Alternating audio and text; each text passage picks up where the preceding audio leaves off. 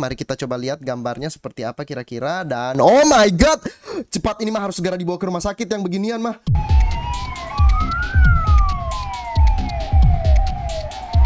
Wah, selamat datang kembali di ruang BK Pak Guru Deru Panda. Dan di sini kita sudah kedatangan salah satu tamu teman kita yang sudah dipilih secara seksama dari hashtag Kruvisi di Instagram. Kemudian dia meminta saran secara diabolical. Jadi ada 3 buah saran, yaitu kind, ordinary, dan diabolical. Teman-teman bisa segera mengirimkan gambar teman-teman juga jika mau direvisi oleh Pak Guru BK Deru Panda. Dan di sini kondisi pasiennya sudah sangat gawat sekali ya. Dan orang tuanya Iraki 98 diharapkan segera memasuki ruang unit gawat darurat. Yo. Oke, Iraki, anaknya ini namanya siapa? Udah bodo amat sama nama anaknya. Ini Bapak akan segera berikan pertolongan darurat karena ini fatal sekali ya. Dan ini sangat-sangat tidak natural posenya. Jadi Iraki, Bapak ngerti kamu mau bikin posenya yang lucu-lucu gitu, kayak nyan-nyan gitu kan, yang unyu-unyu gitu. Tetapi ini mah jadinya bukan kayak kucing imut. Ini jadinya kayak cicak yang lagi nempel di tembok terus ketampar sama pemukul alat. Kalau misalnya kita mau bikin karakter dengan leher yang gemulai, dengan leher yang kayak lagi natap ke samping, alangkah baiknya kalau kita jangan bikin tulang leher ya, atau leher yang juga lurus.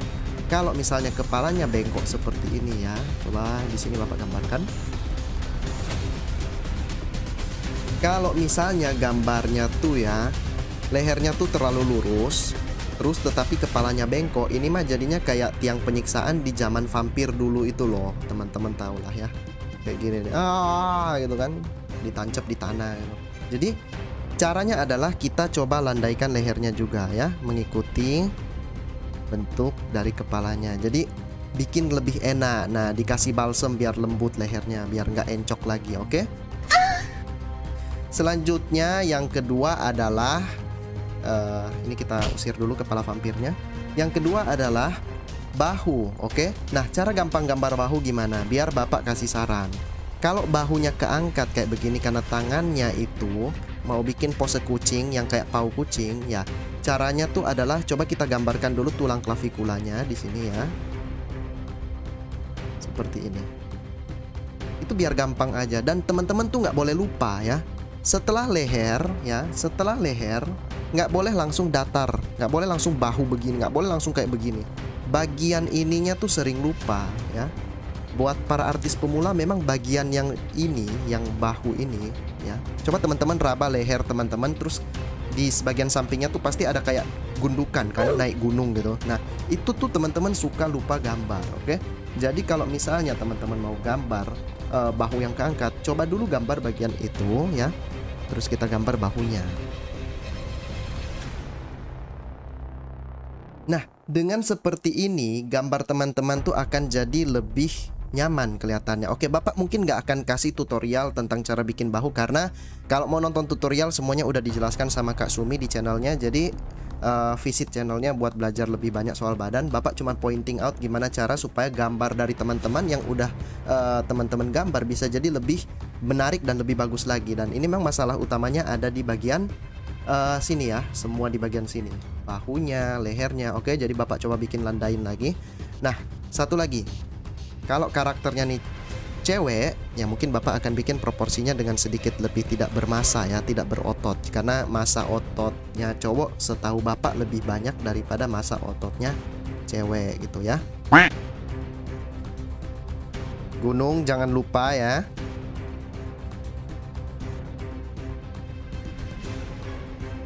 Nah, sekarang yang memang jadi masalah untuk setiap artis, baik pemula maupun profesional, yaitu final boss kita bersama tangan. Dan tangan memang jadi momok yang sangat mengerikan sekali untuk kita semua ya. Nah, Bapak juga tidak ahli dalam menggambar tangan, tapi kita bisa coba ambil contoh dari gambar tangan sendiri ya. Jadi misalnya lagi benar-benar kerepotan begini, jangan kita maksa pakai pikiran kita sendiri. Kalau Bapak, yang akan Bapak lakukan adalah mengambil foto tangan Bapak, kemudian setelah itu menempelkannya di gambar ini. Kemudian setelah itu ini yang akan kita potong untuk di tracing. Nah, Jadi nggak apa-apa sebenarnya kalau tracing tuh dari foto sendiri, ya kan ini badan kita, emang siapa yang mau protes gitu kan? Nggak apa-apa.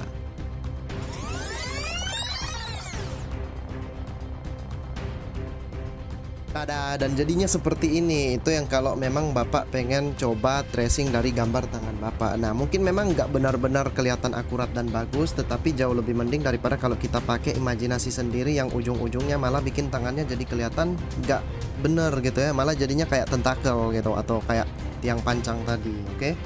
Jadi lebih mending kalau Bapak sih pakai aja referensi dari tangan sendiri atau anggota tubuh sendiri, oke? Nah, kalau ini pita tentu saja bentuknya harus lebih landai lagi ya. Dan jangan lupa ini leher bentuknya bulat ya, bulat. Bundar, topi saya. Kalau misalnya bundar, jangan dibikin datar ya. Nanti jadinya kayak apa ini ya. Jadi kita bikin bundar ya, begini. Ikutin bentuk 3D-nya ya. Ini pita kan. Nah, kita tuh membelit leher ya kan. Jadi ikutin bentuknya ya.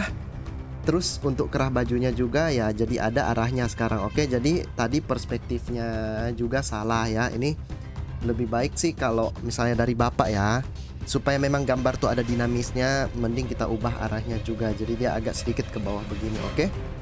Supaya makin imut gitu loh. Selanjutnya untuk pita ya dibikinnya melambai. Oke, jadi kalau misalnya teman-teman bingung sama referensi pita, boleh lihat contoh dari gambar bendera ya, atau gambar pita juga gitu, oke? Yang ada lekukan-lekukannya kan, supaya enggak terlalu kelihatan datar.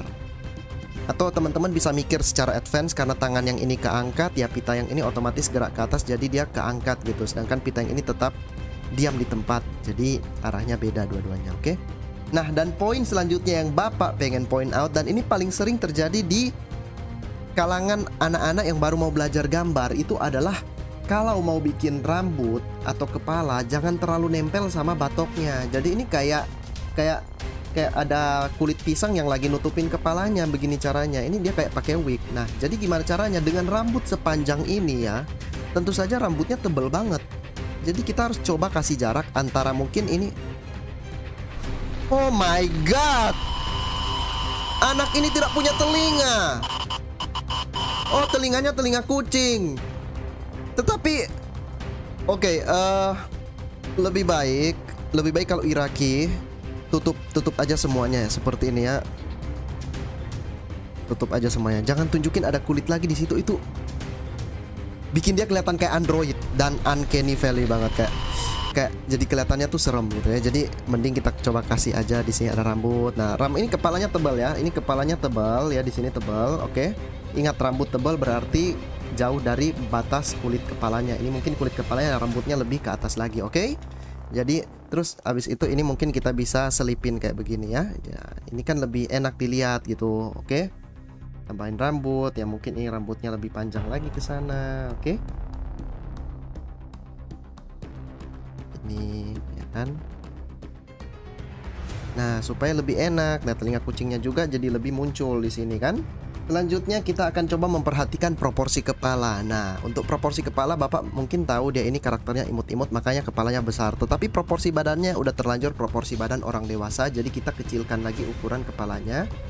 Dan kita lihat gambar ini akan jadi sedikit lebih baik sekarang karena strukturalnya sudah mendingan dan sudah lebih benar sekarang kalau menurut Bapak, oke? Kalau mungkin mau lebih unik lagi, tangan yang sebelah sini kita coba angkat lagi ke atas ini, dan ya makin kelihatan menarik. Dan posenya sekarang jadi pose kucing, bukan lagi pose cicak nemplok di dinding. Jadi gitu ya. Oke Iraqi, jadi begini ya. Setelah pemeriksaan dengan seksama dan teliti, akhirnya dinyatakan bahwa anak Iraqi sudah sembuh juga akhirnya. Hehe. Dan sekarang kita bisa lanjut ke sesi pembelajaran berikutnya. Untuk teman-teman, jangan lupa mengirimkan gambar. Dan kalau misalnya ada kesalahan kata-kata dari Pak Guru BK, tolong jangan dimasukin ke hati, karena saran dari Pak Guru belum tentu selamanya benar ya. Jadi teman-teman silakan ambil mana yang menurut teman-teman baik untuk dipelajari dan buang yang menurut teman-teman tidak diperlukan, begitu. Jadi sampai jumpa di sesi selanjutnya. Bye-bye.